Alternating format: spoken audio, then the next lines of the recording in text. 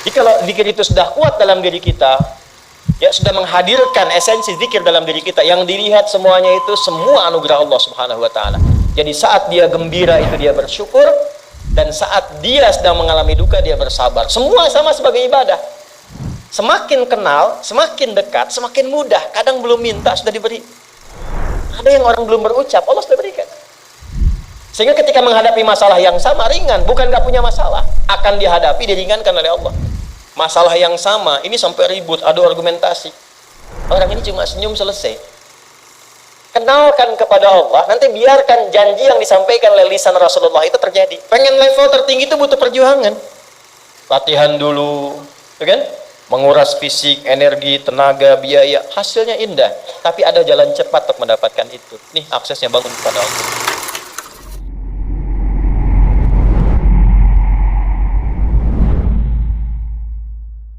Nih Pak, indahnya begini Pak. Maaf ya. Lihat istri itu, ingat Allah. Lihat anak, ingat Allah. Ibu lihat suami, ingat Allah. Kalau melihatnya begitu, maka substansi berumah tangga itu nikmat rasanya, dan tanggung jawab itu melekat pada diri kita untuk terjaga dalam kebaikan. Ya. Saya nitipkan handphone saya ke antum, dan antum tahu itu punya saya. Ya, dan Anda mencintai saya misalnya, ta'zim di situ. Mungkin nggak handphone itu ditempatkan di tempat yang tidak baik? Mungkin nggak Anda taruh di lantai begitu saja? Demi Allah saya katakan, mungkin Anda akan mencari tempat terbaik, disimpan di situ, dirapi-rapikan, dilap-lap, karena Anda merasa itu punya saya yang dititipkan pada Anda. Manusia saja bisa Anda perlakukan demikian. Bagaimana ketika Anda melihat anak itu amanah Allah, yang Anda sebagai orang tuanya akan ditanya di kemudian hari. Maka kalau mau bersikap yang nggak enak itu, nggak bisa Pak kita lakukan. Mau bentak tuh nggak bisa. Mau marah tuh ditahan-tahan. Ya. Dan itu dijaga. Lihat istri sebagai amanah Allah itu beda caranya dengan hanya melihat kemanusiaannya saja. Istri melihat suami sebagai amanah Allah akan lain. Ya. Makanya akan selalu sempat dan optimal merawat istri sendiri dibandingkan lihat-lihat istri orang. Begitu sebaiknya. Ibu pun tidak harus berharap, kenapa ya suami saya nggak seperti Ustadz? Harapan yang sia-sia. Sudah ada turunan hikmahnya. Nah itu ada latihannya. Latihannya apa? Alladzina yadhkurunallah, zikir. Jadi kalau zikir itu sudah kuat dalam diri kita, ya sudah menghadirkan esensi zikir dalam diri kita, yang dilihat semuanya itu semua anugerah Allah Subhanahu wa taala. Jadi saat dia gembira itu dia bersyukur, dan saat dia sedang mengalami duka dia bersabar. Semua sama sebagai ibadah. Ajaban li amril mu'min. Kalau sudah seperti itu, kata Nabi, perkara hidupnya mengagumkan, gak ada keluhan. Itu latihannya zikir. Nah, zikir ini di Quran diturunkan dalam bentuk yang pokok berupa amalan ritual. Karena itulah semua bentuk amalan ritual disebut dengan zikir. Jadi kalau kita ingin hadirkan sifat tadi, maka cara pertama tingkatkan ibadah ritual. Salat. Apalagi? Al-Quran. Saya ambil dua dulu lah, supaya nggak banyak-banyak dulu. Yang pokok salat yang kita lakukan tiap hari. Tinggal kuantitas dan kualitas kita tingkatkan. Maaf, lihat sini baik-baik. Salat itu di Al-Quran disebut dengan zikir. Dalilnya Quran surah ke-20 ayat ke-14. Dan langsung disarikan dengan fungsi ibadah sebagai fungsi hidup kita. Sudah? Perhatikan baik-baik. Innani anallah la ilaha illa ana fa'budni wa aqimis salata lidzikri. Itu dalilnya. Sayalah Allah, kata Allah. La ilaha illa ana, tidak ada Tuhan yang layak dipertuhankan dan layak disembah kecuali saya, Allah. Allah. Bagaimana kenal Allah sebagai Tuhan? Ya, yang layak disembah, yang harus dipertuhankan, kenalnya bagaimana? Mendekatnya bagaimana? Fa'budni, sembah saya supaya kamu kenal saya, dekat dengan saya, tahu saya. Bagaimana caranya? Wa aqimis shalah, tunaikan salat. Jadi kalau pengen dekat dengan Allah, terkoneksi kepada Allah, tersambung, punya sifat tawakal yang kuat, nih tingkatkan sholatnya, tambah. Makanya tiap hari kita sholat 5 waktu itu untuk membangun konektivitas dengan Allah. Sebab kalau sudah dekat, aksesnya pun terbuka semua. Itu maksudnya. Anda dekat dengan pimpinan, akses di perusahaannya kan mudah untuk diakses. Ya kan? Kita punya kenalan yang kuat, yang punya sesuatu, aksesnya mudah dibuka. Kita kenal Allah dan dekat dengan Allah, apa yang sulit bagi Allah. Dan ini kita yakin. Nah sekarang Allah kasih jalan. Coba lihat orang-orang dulu. Ya.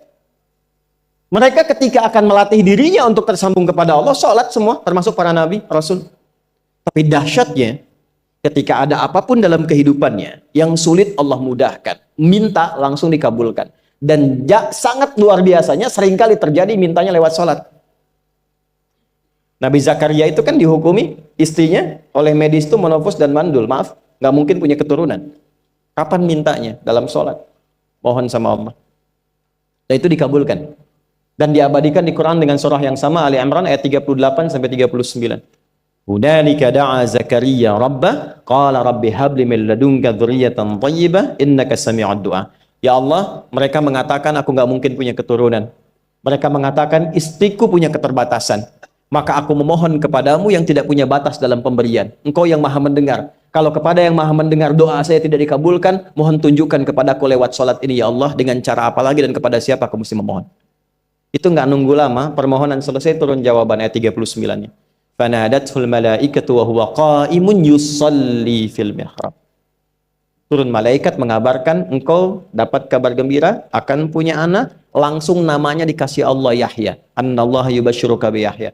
Artinya hidup yang mustahil menurut manusia, lahir dari rahim seorang perempuan, maaf, yang divonis monopause dan mandul, bayi yang hidup, kata Allah nggak ada yang mustahil, lahir dan terjadi itu.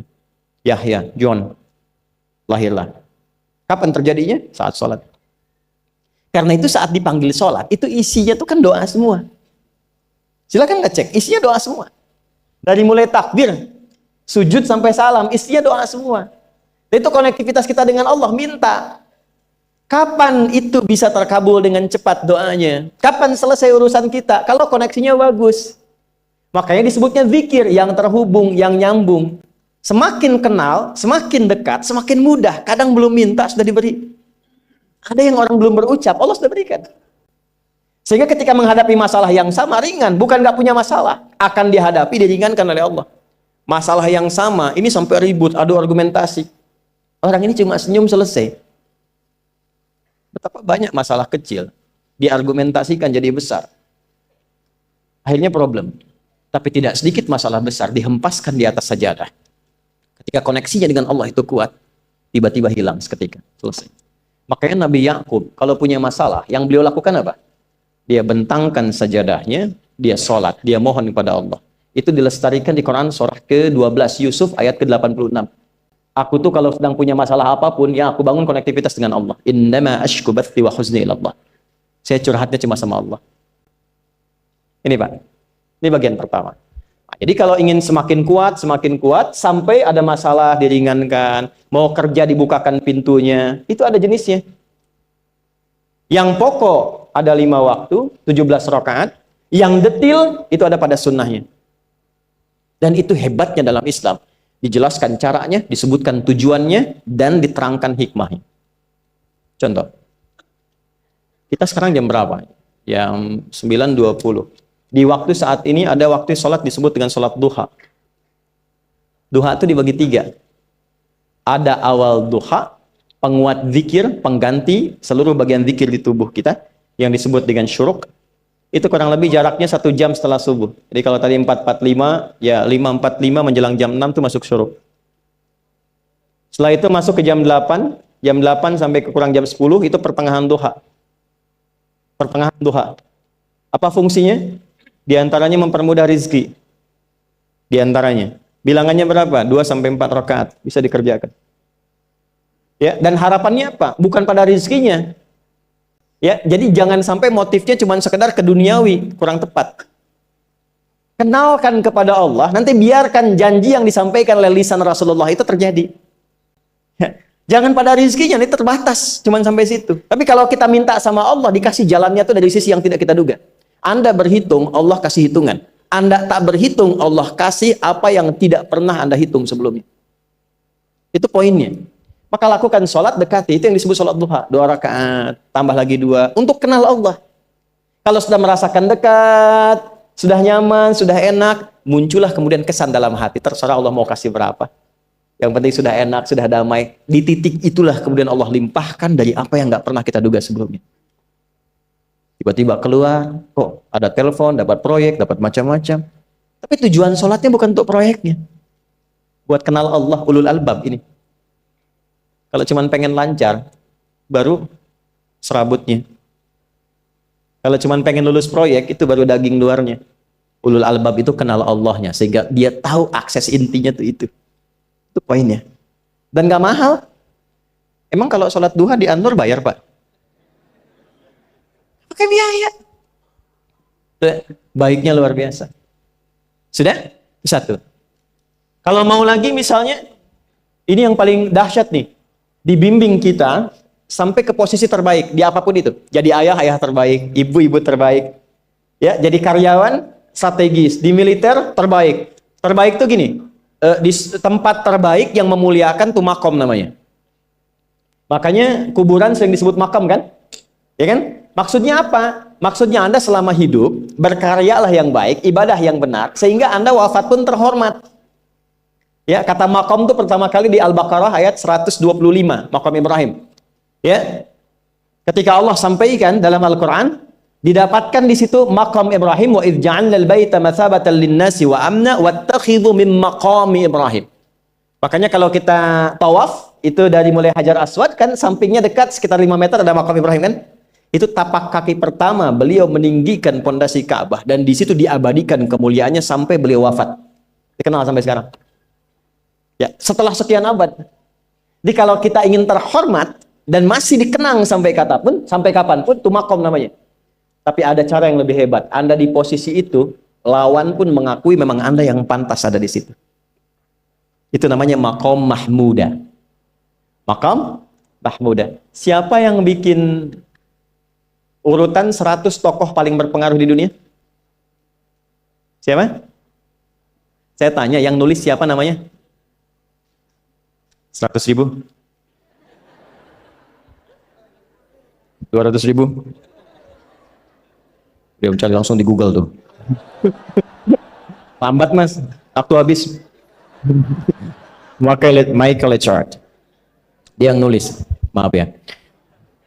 Urutan pertamanya siapa? Muhammad SAW. Yang nulis itu muslim atau bukan? Kok bisa tergerak hatinya untuk menempatkan seorang nabi muslim di tempat pertama? Saya tanya begini. Kenal Abu Jahal nggak? Ya Allah. Makin siang nih nggak fokus nih. Saya kira cuma di Bengkalis saja yang kenal Abu Jahal, sini kenal juga. Baik, Abu Jahal itu, apakah orang ini tidak kenal Nabi? Kenal. Orang ini tahu, kalau saya sebut orang ini berarti kurang bagus ya. Kalau saya sebut beliau berarti baik ya. Abu Bakar saya sebut beliau, Abu Jahal orang ini. Maksudnya Abu Jahal. Apakah orang ini tidak tahu kalau Nabi itu mulia? Nabi unggul. Nabi hebat kan? Jadi mengakui sebetulnya Nabi unggul. Dan gulat dengan Nabi itu dalam olahraga kalah. Dia tahu Nabi itu kuat. Ya. Di dalam cinta juga tahu Nabi paling unggul. Abu Jahal melamar Sayyidah Khadijah ditolak, Nabi nggak lamar, Sayyidah Khadijah minta dilamarin. Ya. Dari sejak itulah dia nggak mau tahu semua yang dari Nabi, pokoknya semua harus jelek. Walaupun dia tahu itu baik. Nggak kenal, sampai nggak menanamkan pada dirinya nggak ingin kenal kebaikan Nabi. Nggak ingin kenal pada sesuatu, itu jahlun namanya. Jadi kalau ada mbahnya yang paling bodoh, yang nggak pengen tahu, itu Abu Jahal namanya. Maka sejak saat itu orang ini disebut dengan Abu Jahal. Tapi Abu Jahal pun itu meyakini kebenaran, kekuatan Nabi, cuman karena iri saja. Gitu. Tapi dia nggak bisa nolak. Menilai seseorang di tempat terbaik yang kita nggak bisa nolak dan mengakui memang dia orang yang terbaik, itu namanya maqam mahmuda. Tahukah Anda, jalan untuk mencapai maqam mahmudah itu nggak akan mungkin kita dapatkan kecuali mendekati yang punya semua maqam, yaitu Allah Subhanahu wa taala. Dan jalannya lewat sholat. Itu lewat sholat. Tapi karena ini levelnya istimewa, tingkat tertinggi, ya prajurit pengen jadi komandan terhebat yang diakui, nggak ada orang nyoal. Di kepolisian pengen jadi pimpinan yang baik dan semua mengakui sehingga nggak ada yang nyoal. Di perusahaan pengen jadi pimpinan yang ideal, ya semua mengakui, nggak ada yang nolak. Itu maqam mahmudah. Jalannya apa? Ternyata nggak pakai uang, nggak pakai koneksi-koneksi yang tidak jelas. Koneksinya dibangun dengan Allah sehingga Allah melembutkan hati semua orang itu untuk menetapkan dia yang terbaik. Sholat. Karena levelnya tinggi, dinaikkan dari sekedar sholat fardu. Ditempatkan di waktu yang tidak biasa. Butuh pengorbanan, butuh perjuangan. Namanya tahajud. Turunlah Quran surah ke-17 ayat 79 sampai 81 itu. Quran surah 17 ayat 79 sampai 81. Ini poinnya. Wa minal laili fatahajjad bihi nafilatan laka asa ayyab'athaka rabbuka maqaman. Ini kan terjadi keanehan kan, ironinya.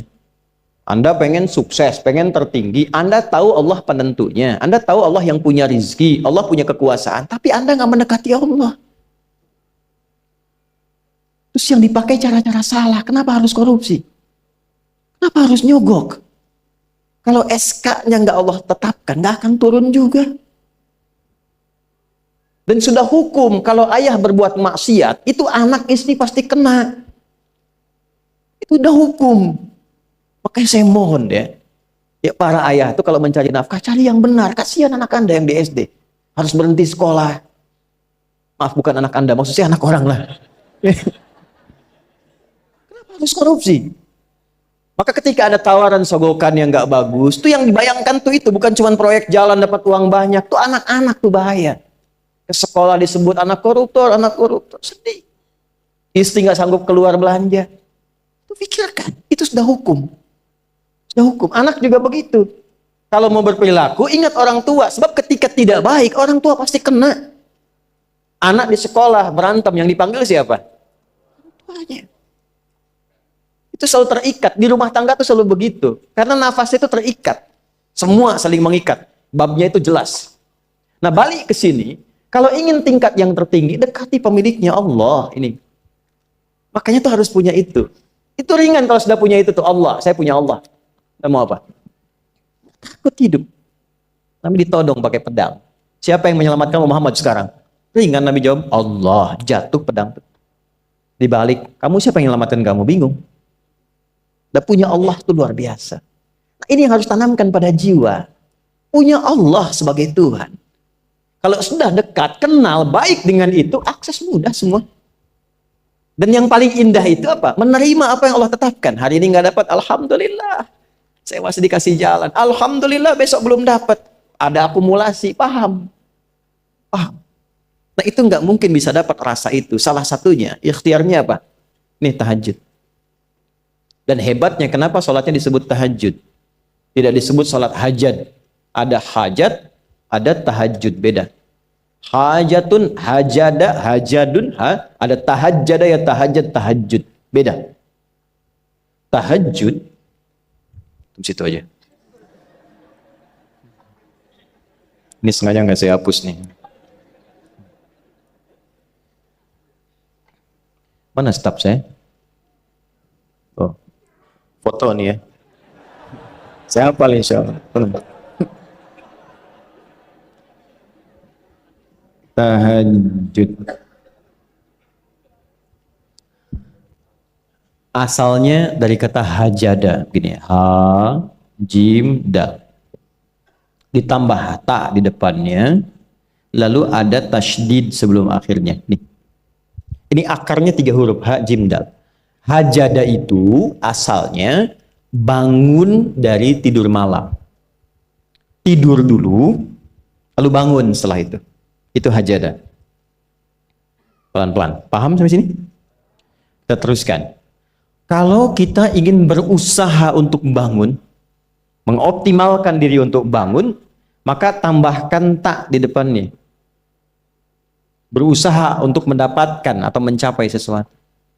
Kalau yang kita akan lakukan itu tidak mudah, nggak gampang bangunnya, sehingga butuh rencana, butuh persiapan, ya kan?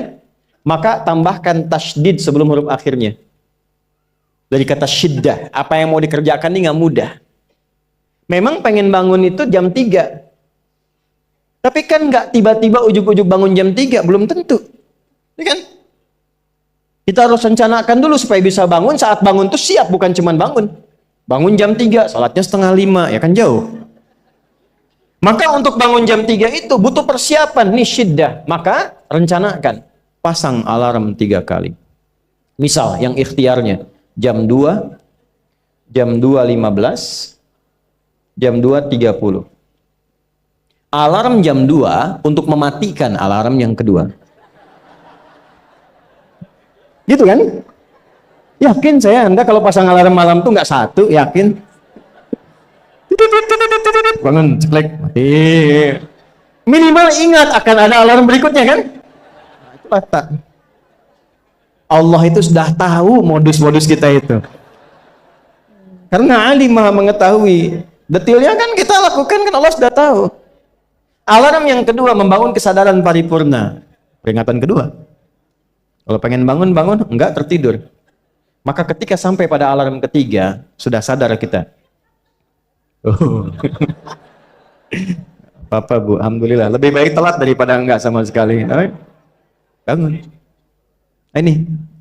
Kalau kita tarik ke implementasi hidup, pengen level tertinggi itu butuh perjuangan. Latihan dulu, kan? Menguras fisik, energi, tenaga, biaya, hasilnya indah. Tapi ada jalan cepat untuk mendapatkan itu. Nih aksesnya bangun kepada Allah. Gitu. Kalau kita tingkatkan ini, itu luar biasa. Jadi itu. Jadi. Nah, kalau ini terus ditingkatkan, terus tingkatkan, nanti membangun value yang terasa. Ada nilai-nilai yang terasakan, kita merasa lebih dekat dengan Allah. Yang biasanya tadi dipanggil azan baru ingat sekarang, baru selesai subuh udah ingat isya. Nanti isya bagaimana, gitu kan urutkan. Tapi tetap zuhur juga, zuhur, asar, maghrib, isya. Waktunya kenal jam berapa. Bahkan dipetakan, saya nanti akan ke sini, masjid yang terdekat di situ. Jadi lihat peta itu, ya lihat peta jalan, saya nggak sebut nama supaya nggak endorse. Itu lihat peta jalan. Itu dia petakan, saya akan sampai di situ jam berapa, durasinya berapa, masjidnya di mana. Kalau tertinggal di situ, di sini saya sholat Jumatnya. Sampai ke situ. Nah, value yang membuat kita semakin meningkat dekat dengan Allah, itu takwa namanya. Takwa. Disebutkan sebanyak 240 kali dalam Al-Quran. Nah, intinya itu ini nih. Jiwa takwanya.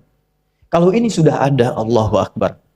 Silahkan Anda keluarkan semua kata-kata takwa di Quran. Tidak ada kecuali yang indah semuanya. Quran surah 65. 65 itu babnya bab tolak. Surahnya At-Tolak. Tolak itu persoalan terbesar di rumah tangga. Nggak akan bisa terjadi yang demikian itu kalau ada takwa di dalamnya. Nyambung. Kalaupun mesti terjadi, itu spirit takwa mengarahkan pada yang terbaik. Makanya di ayat kedua di ujungnya, sampai ke ayat 3, apa yang terjadi? Di rumah tangga itu kan cuma 2 babnya. Satu masalah dari komunikasi, yang kedua materi. Perhatikan, wa may yattaqillaha yaj'al lahu makhraja wa yarzuqhu min haitsu la. Siapapun yang mampu meningkatkan takwanya kepada Allah, pakai man tuh, setiap personnya. Suami, istri, ayah, ibu, anak, satu keluarga mencoba meningkatkan takwa. Dia tahajud, bangun semua ingatkan. Bangun semua tahajud, salat duha, yuk ingatkan dimanapun. Alhamdulillah. Apa yang terjadi ketika dilakukan? Apa jawab Allah? Yaj'al lahu makhraja. Enggak pakai alif lam, makhraja. Masalah apapun yang engkau alami. Suami berangkat ada masalah. Ada masalah umum yang semua orang mengalami itu. Tapi yang ini enggak. Kena macet, ada macet dia mau berangkat, tiba-tiba diarahkan, jangan lewat situ Pak, macet, Bapak kesini aja. Ya. Pak ikut kami saja Pak, tiba-tiba patwal datang, ayo ikut. Ya, itu bisa terjadi. Wa yarzuqhu min haitsu la yahtasib, bahkan rezekinya pun itu datang dari sisi yang nggak diduga. Nggak nyangka ya, emang nggak sangka datangnya. Ya, habis sholat tiba-tiba telepon masuk, belum selesai proyek ini ada permintaan itu. Beda istidraj dengan takwa itu lain. Kalau istidraj itu bertambah tapi lupa Allah. Hati-hati. Proyek nambah, sholat lupa. Hati-hati. Hati-hati ya. Pekerjaan menambah, omset nambah, tapi nggak pernah bisa ngaji. Nggak pernah mampu sholat. Hati-hati itu. Dan paling bahaya kalau itu nambah terus sehingga membuat lupa semua ibadah. Itu istidraj namanya. Istidraj. Ancamannya akhirat tuh, hati-hati. Segera ingat, segera ingat. Tapi kalau semakin nambah, semakin ingat Allah, itu anugerah. Karena Allah telah menilai hamba ini paham menjalani kehidupan, sehingga dia ngerti. Makanya Utsman, Abdurrahman bin Auf, setelah masuk Islam, hartanya makin nambah. Karena kenapa? Karena telah dinilai layak mengelola harta, paham cara mengelolanya. Dapat segini, alokasikan ke sini. Dapat segini, alokasikan ke sini. Pak, di mana logikanya ada 600 truk hasil usaha? Bapak punya 600 perusahaan. Satu perusahaannya itu bergerak di bidang misalnya logam mulia. Ya, ada emas, ada berlian, ada macam-macam dan sebagainya. Satu kali Anda berhasil mendapatkan kurang lebih 600 truk logam mulia di dalamnya. Mau datang kemudian ke tempat Anda di jalan. Tiba apa yang terjadi? Ada komen tetangga kepada Anda. Misal, komennya nggak langsung, cuma ke teman tetangga Anda dengar. Waduh, Pak Asep hisabnya luar biasa kayaknya ya. Hisabnya, bukan berliannya. Hisabnya luar biasa, terus nyampe di telinga Anda. Kira-kira ketika mendengar itu respon Anda apa? 100.000? Bingung kan? Bingung. Lihat Abdurrahman bin Auf, jazakallahu khair. Datang 600 kafilah pakai unta. Isinya semua emas, berlian, perak, macam-macam. Heboh Madinah, bum bum bum bum bum bum bum. Tiba-tiba Sayyidah Aisyah komen radhiyallahu taala anha. Beliau kan yang terdekat dengan Nabi, satu istri Nabi SAW. Jadi kalau sudah ring satu Nabi, ada yang komen, kita tuh cuma 3 sikapnya. Like, share, and subscribe. Gak usah ikut komen lagi. Sukai, share, subscribe. Ikuti jalannya. Apa komennya? Secara singkat, kama qalat, aku pernah mendengar Nabi SAW mengatakan, Abdurrahman bin Auf itu agak lambat hisabnya. Ya, selamat-lambatnya cepat juga dibanding kita kan? Ya? Maksudnya apa? Ingin menggambarkan betapa banyak kekayaannya. Scan, checklist, semua. Ketika mendengar komen itu, apa kata Abdurrahman bin Auf? Saya jadikan semua yang baru datang itu saya sedekahkan semua untuk orang Madinah. Supaya mempercepat hisabnya itu. Saya sedekahkan semua. Bisa nggak begitu?